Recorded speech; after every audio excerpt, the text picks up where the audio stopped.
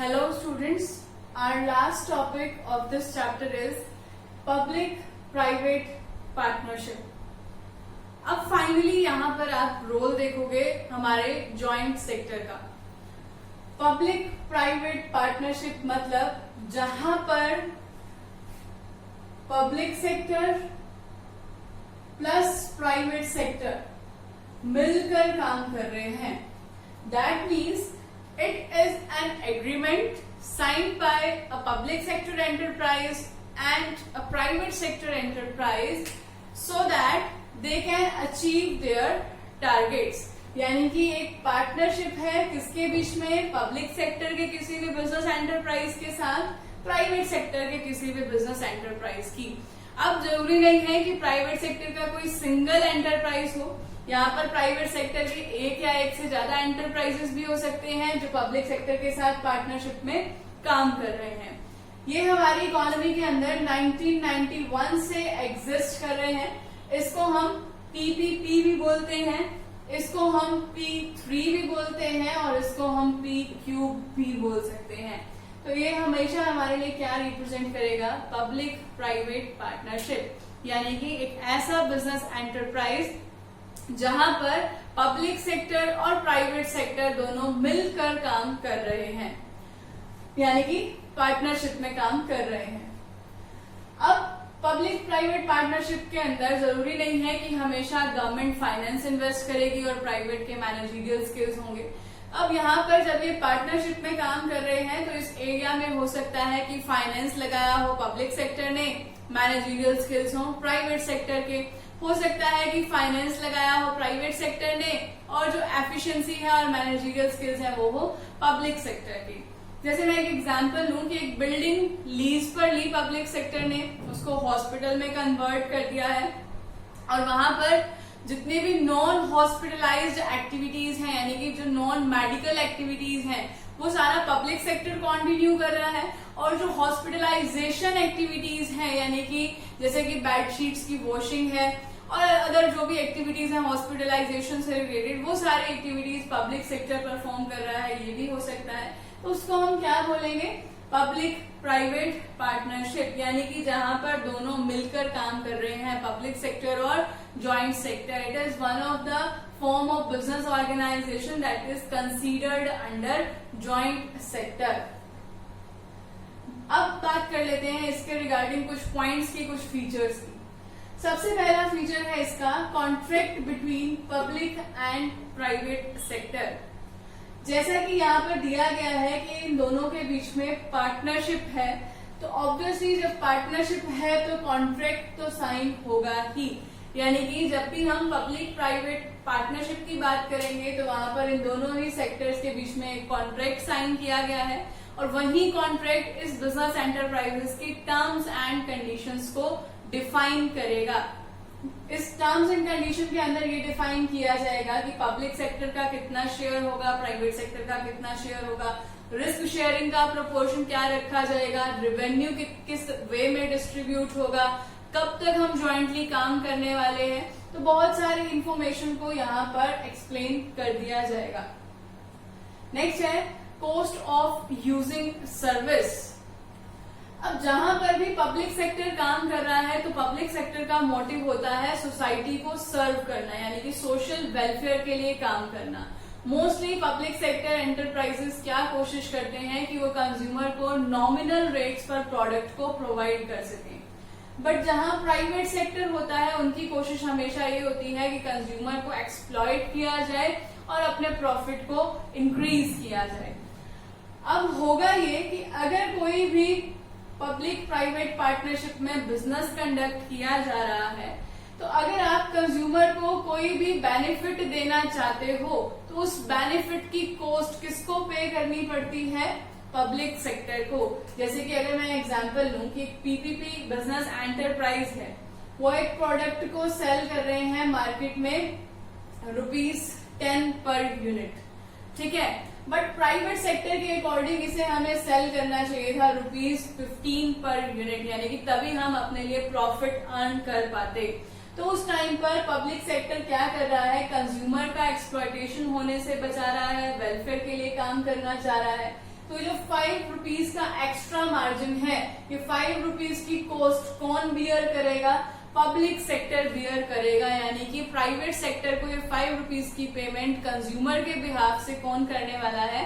Public sector करने वाला है। तो वही यहाँ पर सेकंड पॉइंट में बताया गया है।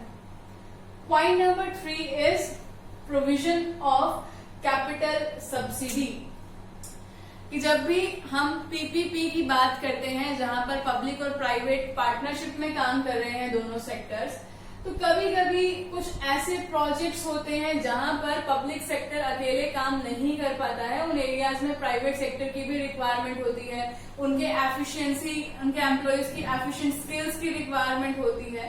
तो उस टाइम पर ज्यादा से ज्यादा अट्रैक्ट करने के लिए, ताकि हम ज्यादा प्राइवेट एंटरप्राइजेस को, सेक्टर के एंटरप्राइजेस को अट्रैक्ट कर पाए, उस टाइम पे कभी कभी गवर्नमेंट यानी कि पब्लिक सेक्टर क्या प्रोवाइड करती है?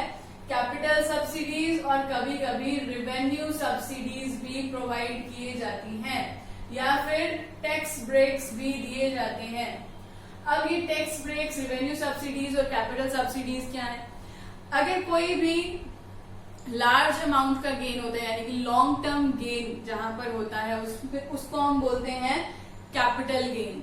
जैसे कि मान लिया प्रॉपर्टी से रिलेटेड सेल और परचेज में अगर आपने कोई भी प्रॉफिट अर्न किया, तो उसको हम कैपिटल गेन बोलते हैं, और उस कैपिटल गेन पर हमें गवर्नमेंट को टैक्स देना होता है। तो उस टाइम पर कैपिटल सब्सिडी यानी कि टैक्स में आपको एग्जेम्पशन मिल जाएगी।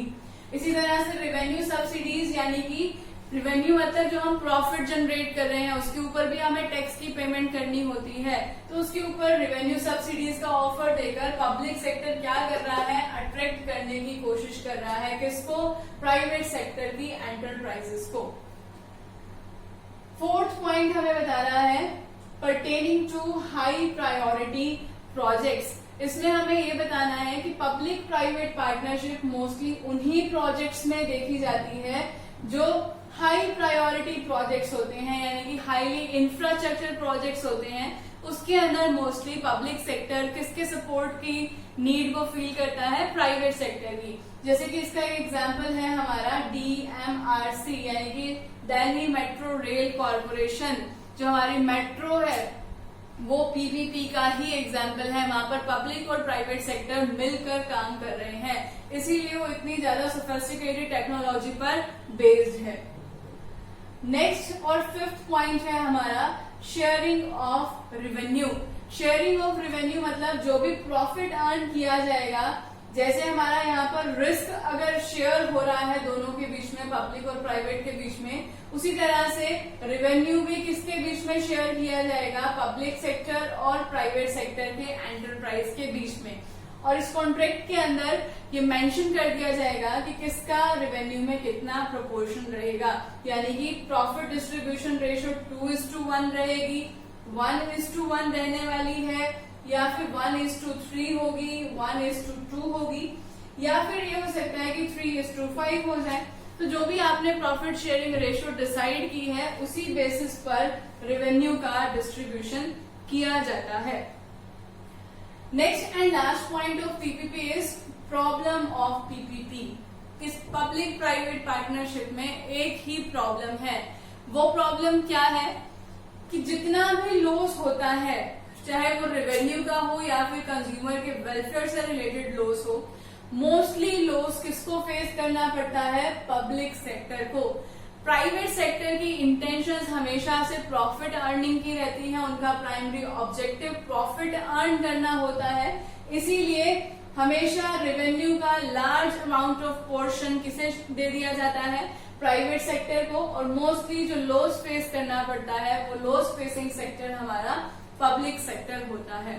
तो ये कुछ पॉइंट्स हैं जो हमने डिस्कस किए। इसमें सबसे पहले हमने पढ़ा कि इन दोनों के बीच में एक कॉन्ट्रैक्ट साइन किया जाएगा जिसके अंदर सारे टर्म्स एंड कंडीशंस मेंशन होंगी। दूसरा, कोई भी आप एडवांटेज देना चाहते हो कंज्यूमर को तो उसकी कॉस्ट किसको बियर करनी पड़ती है? पब्लिक सेक्टर को। थर्ड, प्राइवेट सेक्टर को अट्रैक्ट करने के लिए गवर्नमेंट कैपिटल गेन पर भी सब्सिडी देती है, रेवेन्यू सब्सिडीज यानी कि टैक्स में भी ब्रेक्स यानी कि एग्जाम्पशंस देती है। मोस्टली ये हाई प्रायोरिटी प्रोजेक्ट्स के लिए यूज किया जाता है, यानी कि इंफ्रास्ट्रक्चर से रिलेटेड प्रोजेक्ट्स में इसे यूज किया जाता है। जैसे कि एग्जांपल लिया हमने डीएमआरसी का। नेक्स्ट हमने पढ़ा शेयरिंग ऑफ रेवेन्यू की जो भी प्रॉफिट अर्न किया जाता है वो दोनों के बीच में, दोनों सेक्टर्स के बीच में डिवाइड कर दिया जाता है। और last point problem of PPP, यानी कि इसकी सबसे बड़ा जो डिसएडवांटेज है वो यही है कि जितना भी लॉस होता है उसे फेस करने के लिए सिर्फ पब्लिक सेक्टर ही आगे खड़ा रहता है, प्राइवेट सेक्टर हमेशा अपने प्रॉफिट पर ही फोकस रखता है। तो इसके साथ हमारा चैप्टर नंबर 3 कंप्लीट होता है। नेक्स्ट क्लास में हम स्टार्ट करेंगे अपना chapter number 4 that is business services.